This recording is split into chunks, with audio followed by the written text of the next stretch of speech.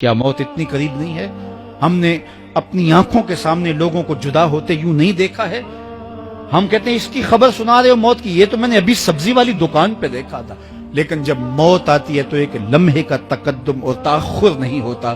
تو صاحب آئیے اپنی زندگی کو اللہ اور اس کے رسول کی راہوں پہ ڈالیں. آج وقت ہے، آج موقع ہے، آج توبہ کا دروازہ کھلا ہے. کل سب کچھ نہیں ہوگا. آج اس کی رحمتیں آواز دے رہی ہیں. آج وقت ہے. ایک فقیر تھا، ملنگ درویش، اللہ کا بندہ. اس کی عادت یہ تھی کہ اپنے ڈیرے پہ آنے والوں کو کھلاتا، ان کو پلاتا، ان کی ضروریات کا خیال رکھتا. لیکن کوئی مالی آسودگیاں نہیں تھی. ہوتا یہ تھا کہ بعض اوقات لوگ آتے تو ادھار لے کر کے وہ لوگوں کو کھلا دیتا. خیر، چونکہ فقیر کا مزاج یہ ہوتا ہے کہ لوگ آئیں اس کے ڈیرے سے کھائیں. بابا بلے شاہ نے بھی کہا تھا نا، اٹ کھڑک کے دکڑ بجے تتا ہوئے چلا، آن فقیر کھا کھا جاون راضی ہوئے بلا. یہ فقیروں کا مزاج ہے. تو جو بھی آتا اس کے ڈیرے سے کھاتا اور وہ ادھار اٹھا اٹھا کے لوگوں کی ضروریات کو پورا کرتے رہتے. وقت آخر آ گیا. جن لوگوں نے ادھار دیا تھا وہ سارے تقاضا کرنے آ گئے. اب بابا جی کو کیا فکر لاحق ہے کہ یہ میرے مہمان اور میں ان کو کچھ پیش کرنے کی صلاحیت نہیں رکھتا. ایک بچہ تھا، وہ کچھ سامان بیچ رہا تھا، پتیسا بیچ رہا تھا یا کوئی اور چیز بیچ رہا تھا.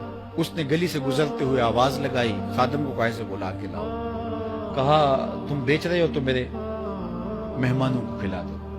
بچہ بڑا خوش ہوا کہ میں سارا دن گلیوں میں گھوم کے یہ پتیسا بیچنا تھا، اب یہ ایک جگہ ہی سارا فروخت ہو گیا تو یہ تو موج لگ گئی، میں جلدی گھر چلا جاؤں گا، میری ماں خوش ہوگی. تو سارا ان مہمانوں کو کھلا دیا گیا. اور اس کے بعد کہا بابا جی پیسے؟ کہا تم بیٹھ جاؤ، جب ان کو ملیں گے تو تجھے بھی مل جائیں گے. وہ بیٹھ گیا، 2 4 10 منٹ بیٹھا تو بچہ تھا، پھر کھڑا ہو گیا، بابا جی پیسے؟ کہا جب ان کو ملیں گے تو تجھے بھی مل جائیں گے. پھر آدھا گھنٹہ گزرا تو پھر اس نے کہا بابا جی پیسے؟ میری ماں میرا انتظار کر رہی ہے، ہمارے گھر کا چولہا اسی سے جلتا ہے، میں یہ پیسے لے کر جاؤں گا اور میری ماں کوئی ہنڈیا خریدے گی اور ہم شام کا گھر کا کوئی سلسلہ کریں گے. کہا بیٹا جب ان کو ملے گا تو تجھے بھی مل جائے گا. بچے نے رونا شروع کر دیا. یتیم بچہ تھا، اس کا سارا آسرا یہی تھا. اس نے رونا شروع کر دیا. جب بچہ رویا اللہ کی رحمت کو جوش آیا. کوئی مرید نذرانہ لے کے ان بزرگوں کے پاس آ گیا اور اشرفیوں کی بھری ہوئی تھیلی پیش کی. وہ اتنے پیسے تھے کہ اس بچے کو بھی دیے، جتنے لوگ آئے تھے سب کا قرض چکایا. کہا جاؤ گھروں کو.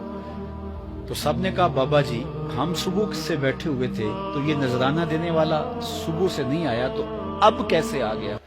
کہا صبح سے تمہارے اندر کوئی رونے والا نہیں تھا، ایک رونے والا آیا تو باقیوں کا بھی کام بن گیا. بعض اوقات کسی ایک شخص کی وجہ سے باقیوں کی خطائیں بھی معاف ہوتی ہیں.